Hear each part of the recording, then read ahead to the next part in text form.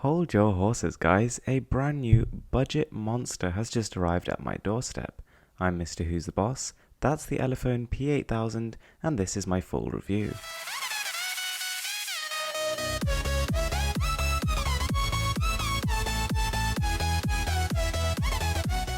Before we begin, a quick shout out to the packaging, which is absolutely terrible. It's fully functional by all means, but it just looks more like a jewelry presentation box than a phone. As soon as we take it out the box though, things change dramatically. First of all, the Elephone P8000 is absolutely gorgeous. From top to bottom, it's really well built. It's not exactly the most svelte phone, with its giant 4000 mAh battery pushing this phone into the slightly chubby category. It's thicker than average and also significantly heavier, but to me it feels and looks absolutely fantastic. The sides and the buttons are made fully of metal, and the back is covered in something a little bit reminiscent of decal skins, but it's great, it attracts no fingerprints and it looks really quite eye-catching. The display is hands down glorious. This is possibly the best sub $200 display I've ever seen on a smartphone. It's large, 5.5 inches, and with a 1080p sharpness it's also crisp too. Now a lot of Chinese manufacturers these days, they try to compensate poor display quality with an overbearing amount of saturation and contrast, but with the P8000 there's a really high quality panel on board here, and it looks and feels fantastic. There's almost something kind of unsettling about how responsive it is to the touch. It feels more so than my Vivo X Shot or even the LG G4. The skin that Elephone has slapped on top is not exactly my favourite, but this is running Android 5.1 and you can always change out the launcher if you hate it. On the inside we have the 64-bit MTK 6753 processor as well as 3GB of RAM. Now this is an octa-core CPU and it goes up to 1.3 GHz. And while it does score 33,000 on Antutu, which is a very reasonable score, I can't help but feel that it's being underrepresented by that. In terms of day-to-day use, it feels a lot faster than that. And it's the same story with gaming. The P8000 chews through every game you throw at it, except for a select few top-tier titles like Modern Combat 5 and Nova 3, but even then, it actually plays this at an acceptable frame rate. But everything else, you can literally expect a smooth 60 frames per second. The Elephone does also support dual-band AC Wi-Fi, which means that under the right conditions, it is very fast online.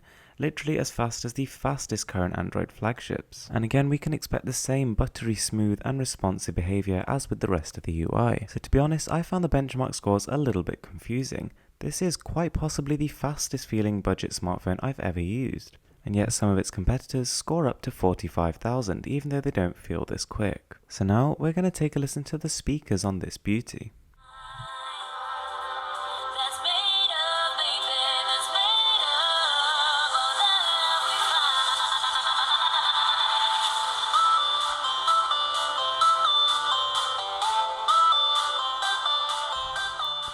It's actually really good. One thing I really liked was how clear it was, and I'd say this is probably in the top 30% of phone speakers, which is not exactly a huge claim, but it definitely is above average. Now the camera can be a bit of a mixed bag. In some ways it's absolutely fantastic. This is a 13 megapixel Sony sensor, and it does actually capture a lot of detail. Furthermore, there's a good amount of light in the shots, and the aperture means you can get a decent depth of field effect too. However, it does occasionally overexpose, as you can see here. If you try and focus on the dark bits, then it will blow up the whole of the light bits, and vice versa. Furthermore, it doesn't really cope too great with outdoor shots, but very few phones of this caliber do. Even without optical image stabilization, video actually came out surprisingly steady. It's not quite as good as a phone with it, but it doesn't miss the technology too much. So there are a lot of cheap Chinese phones out there, so the manufacturers are getting more and more desperate to try and separate themselves a bit more. With the P8000, Elephone has added a couple of other tricks up its sleeve. First of all, we have the fingerprint sensor, which admittedly quite a lot of phones nowadays do have, but this one is actually one of the better ones I've used. You do spend a while to set it up, but once it's done, it detects your finger as long as it's in the same angle as you initially set it up very well. And then we have the interesting button setup. There are 3 physical capacitive buttons, and the middle one actually lights up. The light is a really cool idea and it blinks for notifications, but the only thing is it's not quite evenly lit. And last but not least is Elephone's giant battery. The P8000 boasts over 4,000 mAh of juice. That provides almost 2 days of heavy usage. If you actually turn on battery saver and use it conservatively, you can make the phone last up to 4 days long. It's pretty insane. So to conclude, the P8000 is an absolute joy to use. It surprises at almost every turn.